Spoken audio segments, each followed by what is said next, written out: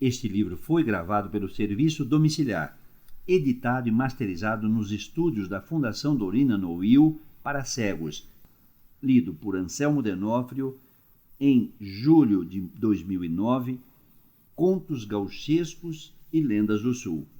Autor J. Simões Lopes Neto. No Manantial. Nota do ledor buscada no glossário do mesmo livro. Manantial igual paú, pântano, tremedal. Não dicionarizado. Forma espanhola. Voltando ao texto. Está vendo aquele umbu lá embaixo, à direita do coxilhão? Pois ali é a tapera do Mariano.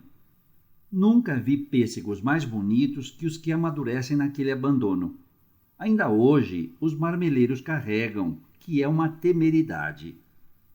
Mais para baixo, como umas 3 quadras, há uns olhos d'água minando das pedras e logo adiante uns coqueiros. Depois pega um cordão de araçazeiros. Diziam os antigos que aí encostado havia um lagoão muito fundo, onde até jacaré se criava.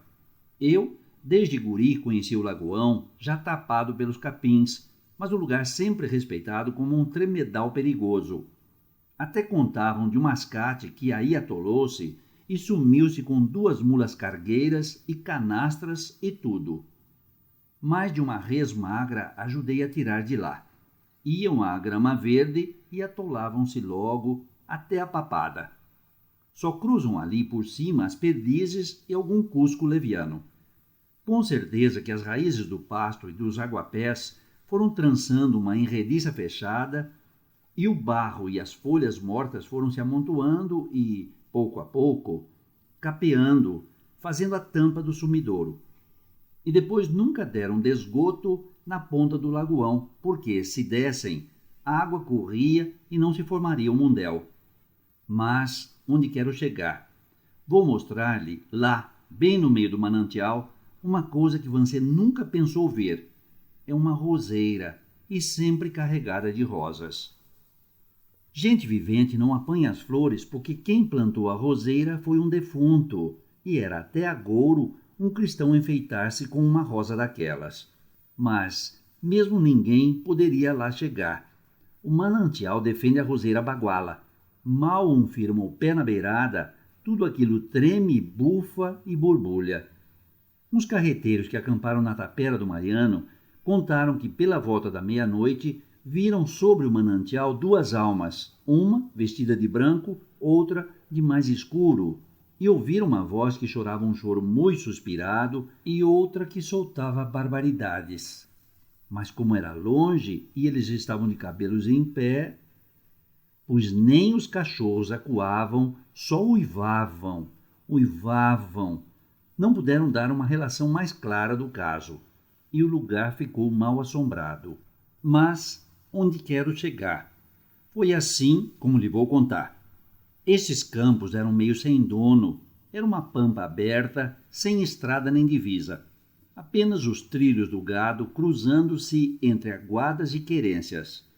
A gadaria não se pode dizer que era alçada, quase toda orelhana, isso sim.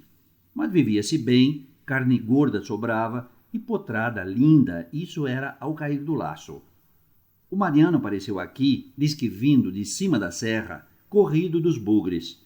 Uns porque lhe morrera mulher da bexiga preta, outros ainda, a boca pequena, que não era por santo que ele mudara de cancha. Mas, fosse como fosse, chegou e arranjou-se. Trazia para o brigadeiro Machado uma carta que devia ser de gente pesada, porque o brigadeiro tratou-o muito bem e de certo foi com o seu consentimento que ele aboletou-se aqui nos pagos. Tocava uma carreta de tolda, uma ponta de gado manso e uma quadrilha de ruanos. De gente, ele, 2 velhuscas, uma menina, uns pretos, campeiros e uma negra mina, chamada Mãe Tanásia. A menina era a filha dele. Das velhas, uma era a avó da criança e a outra, irmã dessa, vinha a ser tia-avó. Ele dava-se por genro da velha, mas não era. Havia suspendido com a moça da casa e depois nunca se proporcionou ocasião de padre para fazer seu casamento, E o tempo foi passando até que a defunta morreu, ficando a inocente nesse paganismo de não ser filha de casal legítimo, por sacramento. Mas davam-se bem todos.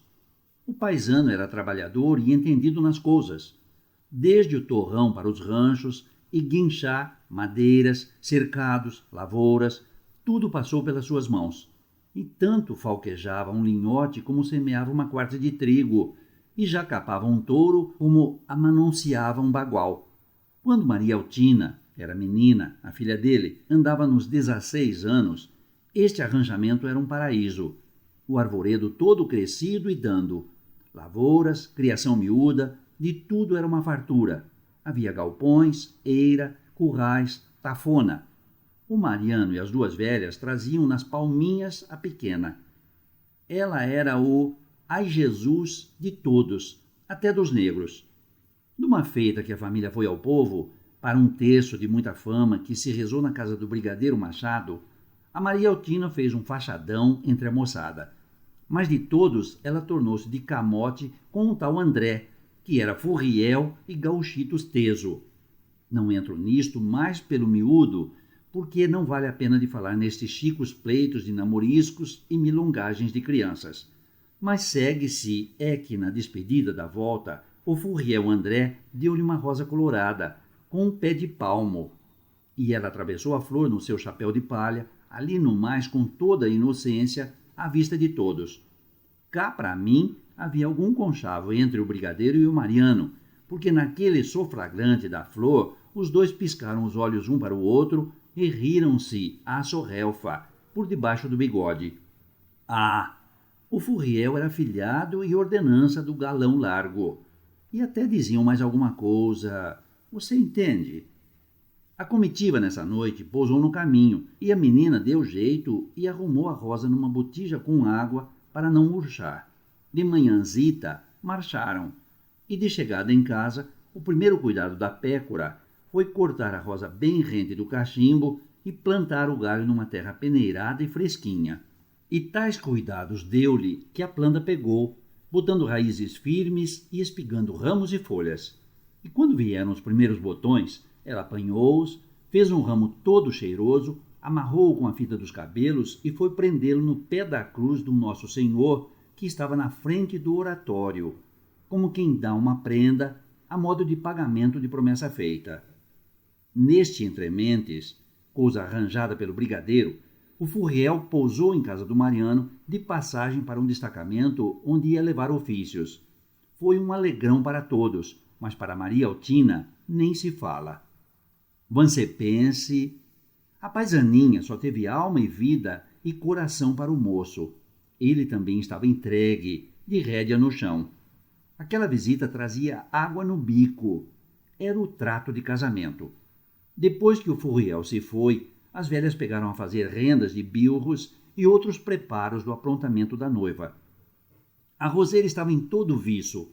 Recendia que era um gosto e bordava de vermelho o caniçado da horta que se via desde longe. Mas, perto da pomba, andava rondando o gavião. Na restinguinha, obra de um quarto de légua para lá do Mariano, morava um tal Chico Triste, que tinha filhos como rato, e o mais velho era já homem feito. Este, que por acaso chamava-se Chicão, andava muito enrabichado pela Maria Altina. Ele era um bruto que só olhava, só queria Maria Altina de carne e osso. Do mais não se lhe dava. Não queria saber se a menina era vergonhosa, ou trabalhadeira, ou prendada. Ele só olhava-lhe para as ancas e os seios e para a grossura dos braços. Era, mal comparando, como um pastor no faro de uma guincha.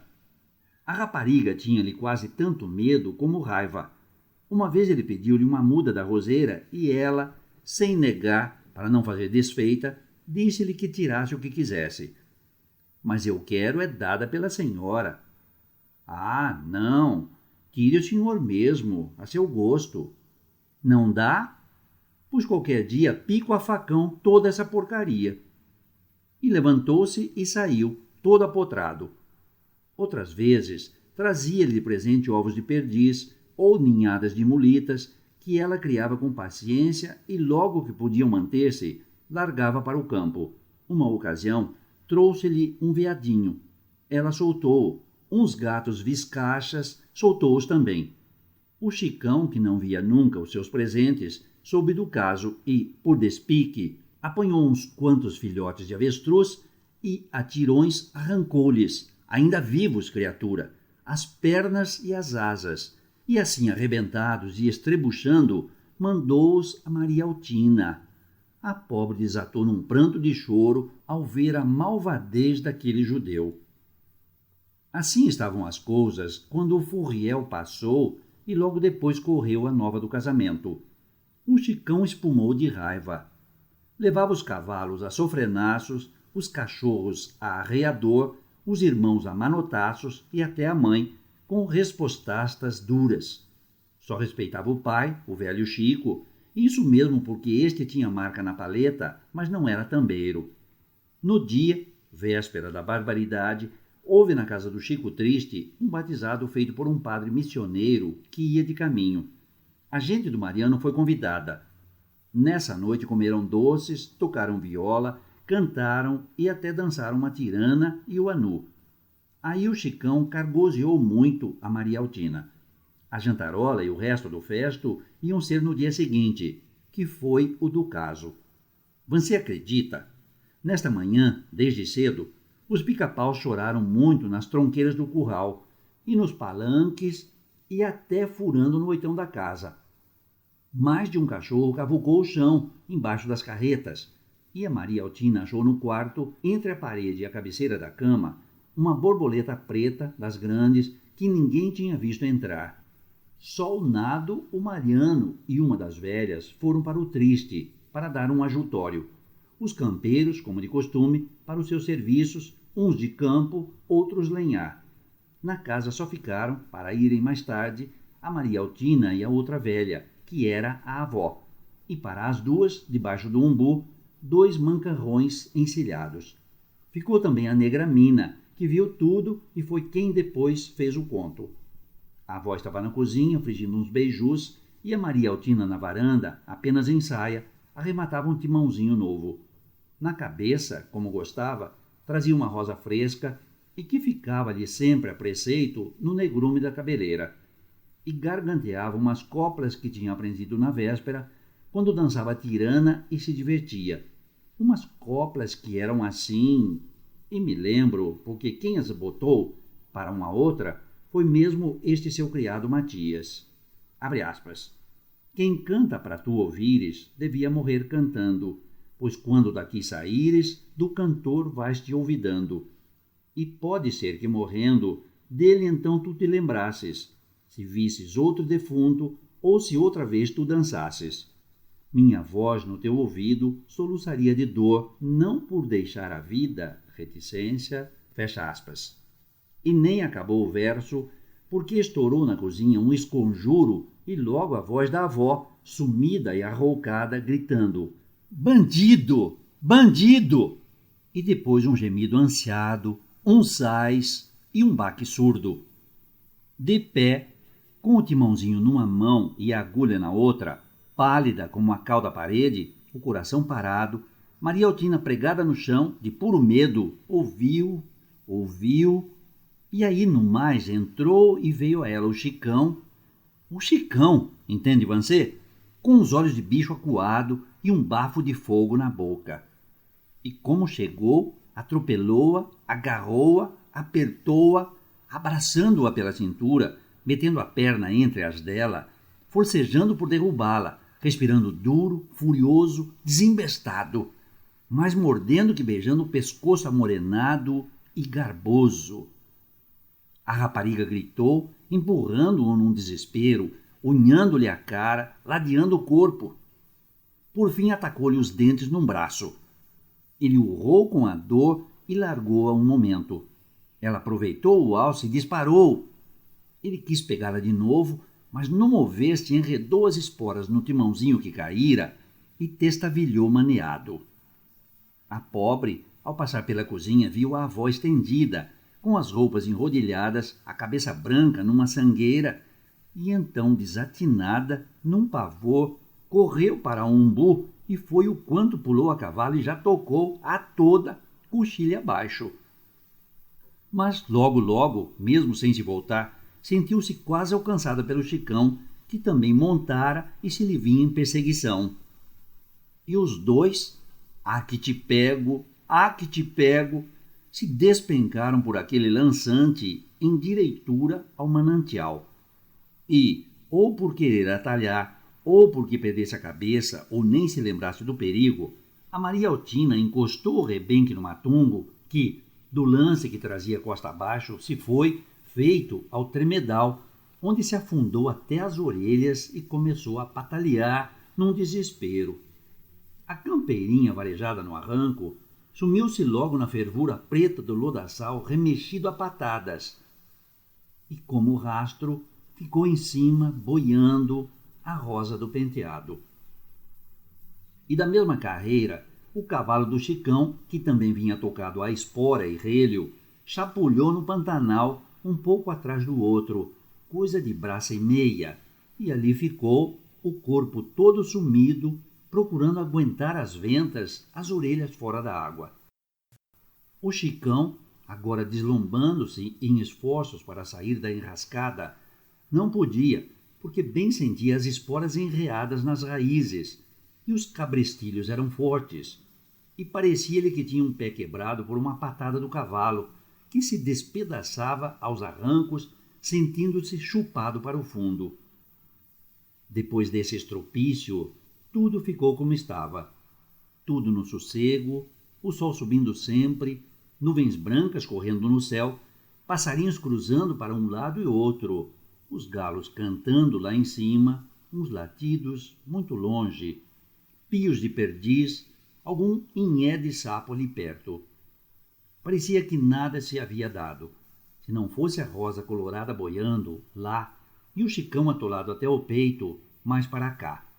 O cavalo dele, com a cabeça alinhada, mal podia aguentar fora d'água o focinho e ressolhava, o pobre, puxando a respiração em assobios grossos, e o dono, todo salpicado de barro, suava em cordas, cada vez mais ansiado, não podendo desprender-se das malditas esporas que o sujeitavam em cima do bagual, que ia se afundando, afundando, afundando.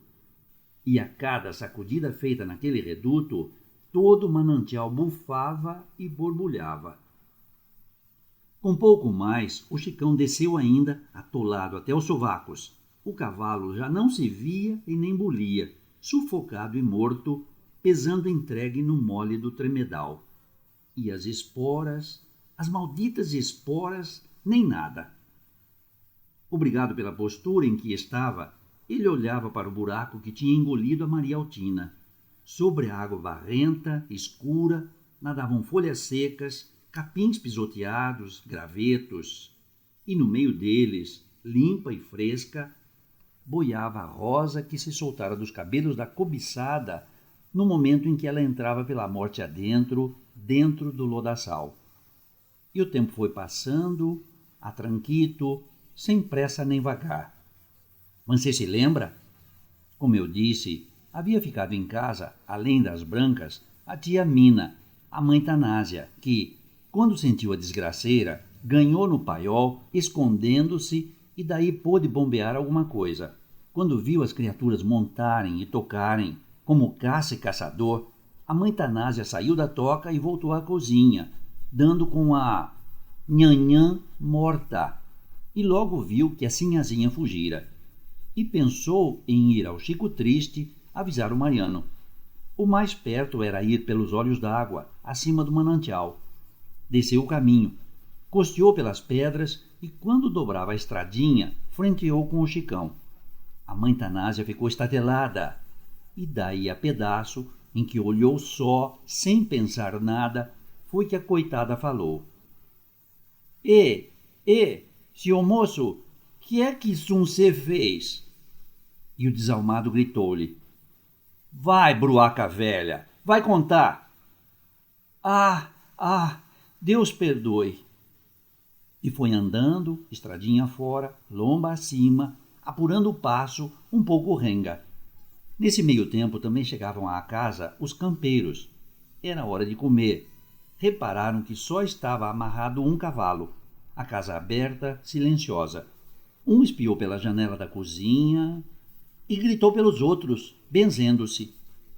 Lá estava a senhora, com a cabeça arrebentada a olho de machado. O fogo apagado, a banha coalhada, os beijos frios. E, mui a seu gosto, de papo para o ar, dormindo na saia da morta, uma gata brasina e a sua ninhada. Chamaram pela mãe Tanásia, gritaram, procuraram e nada. Um deles, mais alarife, propôs que fugissem, que era melhor ser carambola do que ser estaqueado, que, por certo, iam acusá-los daquela maldade. Porém, outro mais precatado disse: "Cala a boca, parceiro, vamos avisar senhor velho." E, ficando uns de guarda, tocaram-se os outros à meia rédea, para o triste, onde, fulos de medo, desovaram a novidade. Que canhonaço, amigo! A gentama toda se alvorotou.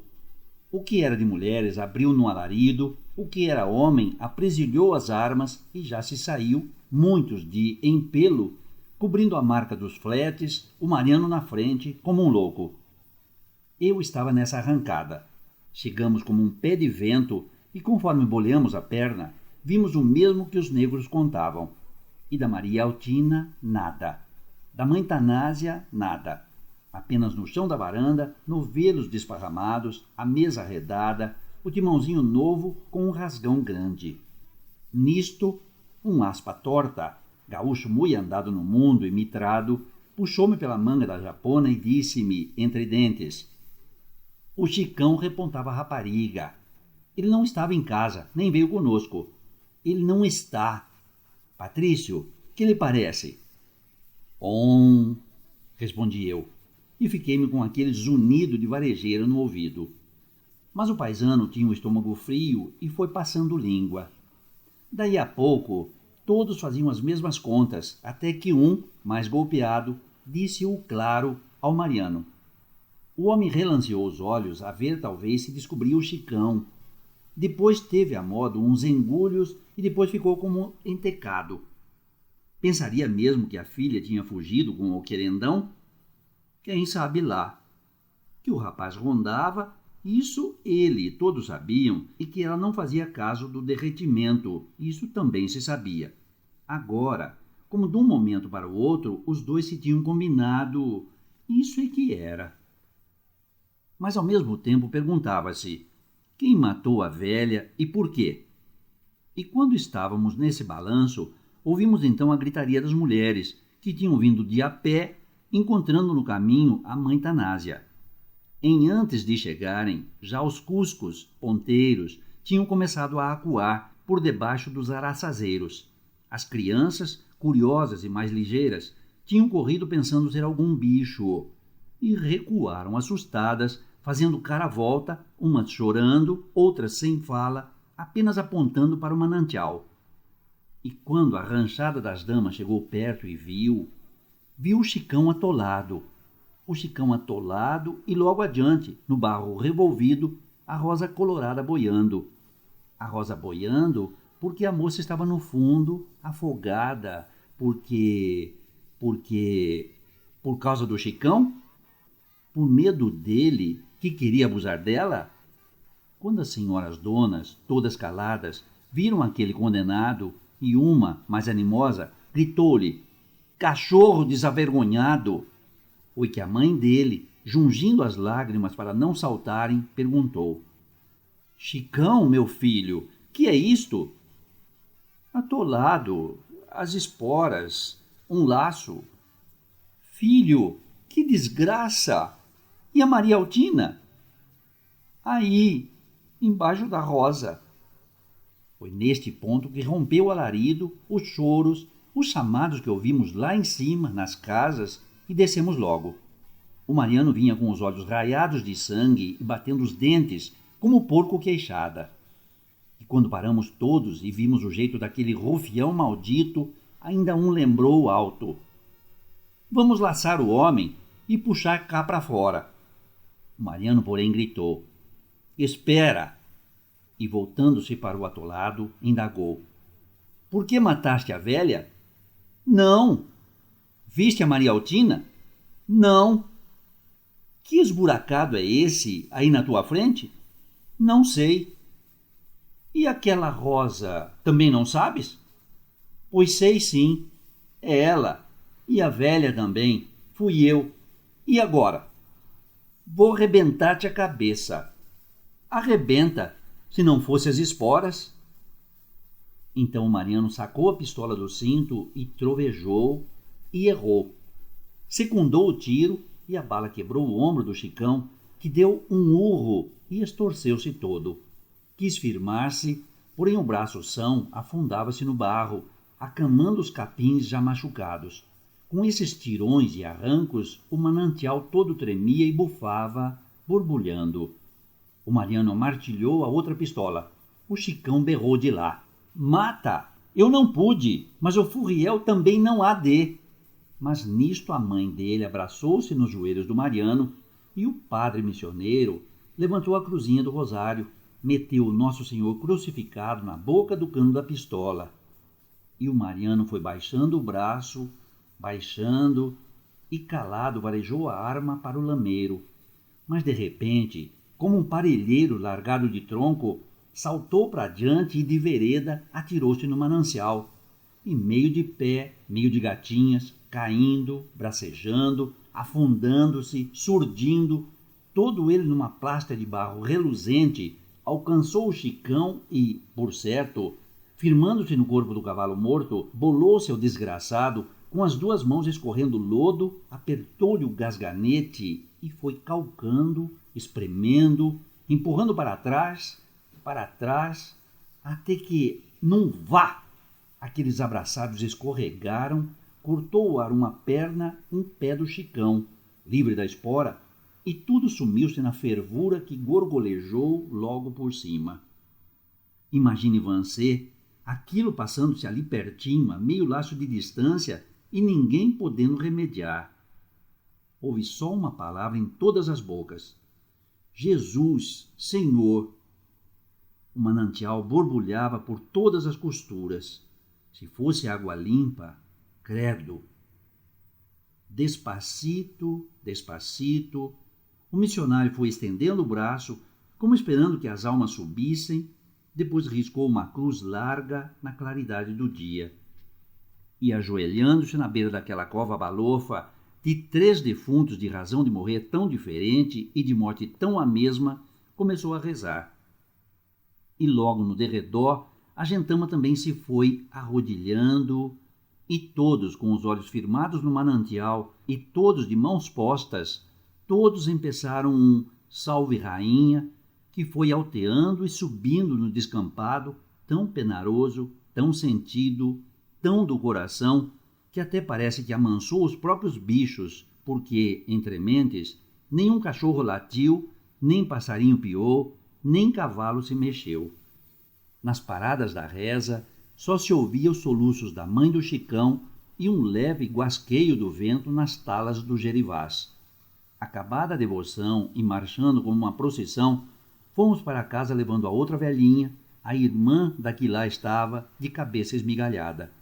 Velamos o corpo e na manhã seguinte fizemos-lhe o enterro, também lá embaixo, na costa do manancial. O missioneiro benzeu, e então fincamos uma cruz morruda, de cambará, para vigia às almas dos 4 mortos. Depois, cada qual tomou seu rumo. Anos depois passei por aqui. Cortava a alma olhar para o arranchamento. Os negros tinham tomado a alforria por sua mão e se foram à lacria. Ficaram as 2 mulheres, a mãe Tanásia e a sua senhora velha, que, por caridade, o brigadeiro Machado mandou buscar para a casa dele. O arranchamento ficou abandonado e foi chovendo dentro. Desabou um canto de parede. Caiu uma porta. Os cachorros gaudérios já dormiam lá dentro. Debaixo dos caibros havia ninhos de morcegos e no copiar pousavam as corujas. Os ventos derrubaram os galpões. Os andantes queimaram as cercas. O gado fez paradeiro na quinta. O arranchamento alegre e farto foi desaparecendo. O feitio da mão de gente foi se gastando, tudo foi minguando. As carquejas e as embiras invadiram. O gravatá lastrou. Só o umbu foi guapeando, mas abichornado, como viúvo que se deu bem em casado. Foi ficando a tapera, que é sempre um lugar tristonho, onde parece que a gente vê gente que nunca viu, onde parece que até as árvores perguntam a quem chega: onde está quem me plantou? Onde está quem me plantou? Olhe, veja você, ali embaixo, hein? Está vendo? Aqueles coqueiros, o matinho de araçás? Pois é ali o manancial, que virou sepultura naquele dia brabo em que desde manhã tanto agouro apareceu de desgraça. Os pica-paus chorando, os cachorros cavalcando, a bruxa preta entrada sem ninguém ver. Sempre dói na alma mexer nestas lembranças. E há quem não acredite. A cruz, onde já foi. Mas a roseira baguala, lá está.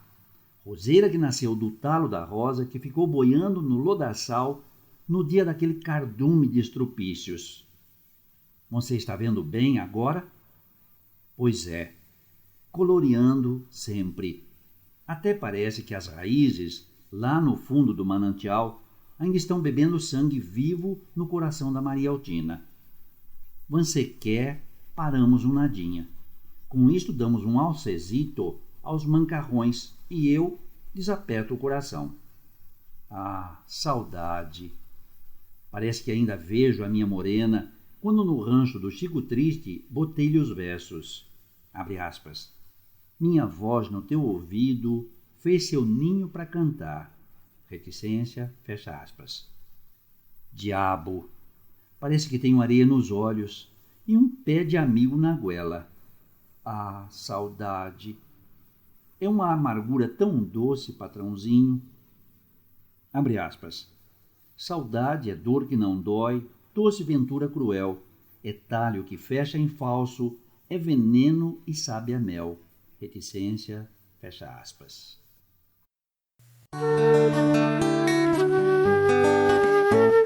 Você acabou de ouvir um audiolivro produzido pela Fundação Dorina Noio para Cegos.